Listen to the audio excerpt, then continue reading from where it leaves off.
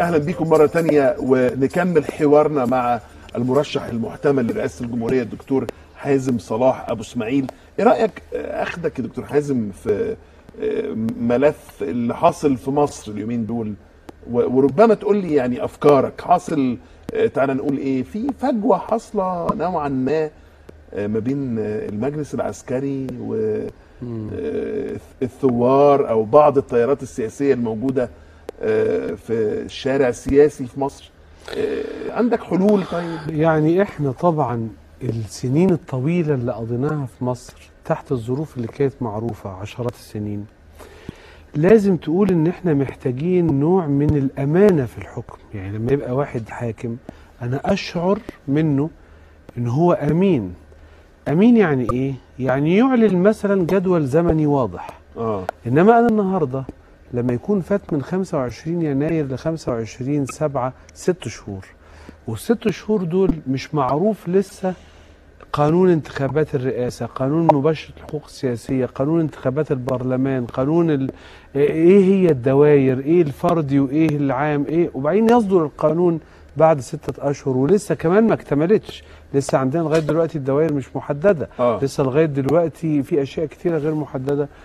الناس بيبتدي يشعر بأن القلق اللي كان موجود لسه متوفر، لسه موجود.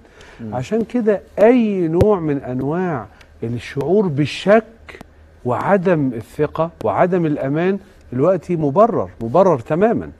لازم أنت عايزني أشعر بالأمان والاستقرار، اديني كلام واضح. لأنه نظام حسني مبارك أو اللي قبله أو اللي قبله أو أي حاجة كان بيعمل كده. يبقى فاضل على الانتخابات 2-3 ولسه عاملين معركة إعلامية في الصحف، لا هنخليها بالقايمة، لا والله بالفردي، لا النظام الألماني، لا النظام اللي مش عارف ماله. يفضلوا يعملوا كده عشان تفضل الحياة السياسية متبرجلة إلى أن تقترب الانتخابات. أي واحد يجيب جرايد سنة 2005 و2010 ودلوقتي هيلاقي نفس الفترة اللي قبل الانتخابات نفس الغموض فيها هو. فشيء طبيعي انه يحس الناس بكده. عشان كده انا بقول ان الفجوة دي محتاجة وضوح. اذا كان في اخلاص يبقى في وضوح في الطرح، احنا هنعمل ايه، يبقى في برنامج، في جدول زمني محدد باليوم. انما لغاية دلوقتي انت حضرتك داعيني دلوقتي بصفتي مرشح للرئاسة، حتى الان ما حدش عارف انتخابات الرئاسة هتجري امتى ولا تقريبا. ليه؟ لأنه ما فيش إعلان يحمل مسؤولية. هو مش عايز يتحمل مسؤولية، عايز الأمر يفضل. فبالتالي شيء طبيعي إن الناس تشعر بقلق. نقل حسني مبارك من مستشفى شرم الشيخ لمستشفى السجن كان في وقت من الأوقات بيطلع عليه أو عنه بيان يومي تقريبا، لا والله بقت صحته كويسة، في لجنة راحت تعاين، هنودي منشآت طبية أو أجهزة طبية للسجن، هنعمل هنسوي. ليه الدنيا الناس بقى هديت شوية، خلاص لم يعد أحد يتكلم عن هذه القضية مطلقا.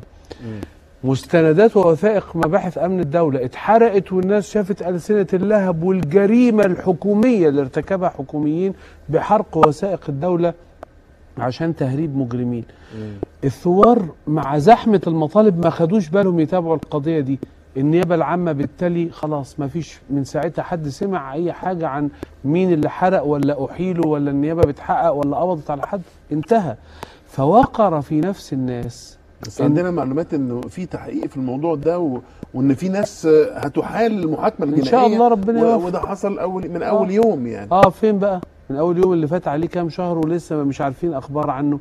هي دي الفكرة. في عايز تقول تباطؤ. لا ده هو الموضوع الناس مش واخده بالها. طب الحمد لله. اركن. لا انت المفروض تعلن الاجراءات القضائيه على قدم مساواه، يخليني اشعر ان دي جهه قضائيه قائمه بامرها القضائي بوضوح. مش مساله ان انا لما انا بنزل ميدان التحرير عشان قضيه مثلا اللي قتلوا الثوار تناقش تحقق في قتل الثوار. لا انت راجل عادل. بس ممكن فمنها لم يكن زهيدا لقد أريقت دماء آلاف بين قتلى وجرحى ومصابين. مش موافقين نحكم بالناس اللي هم يعتبروا أمر واقع أو حالة ضرورة. 2 الشعب مش تافه للدرجات دي، قعدوا 2 تحت سلطة هو لم يختارها. من حق الناس أن يختاروا السلطة.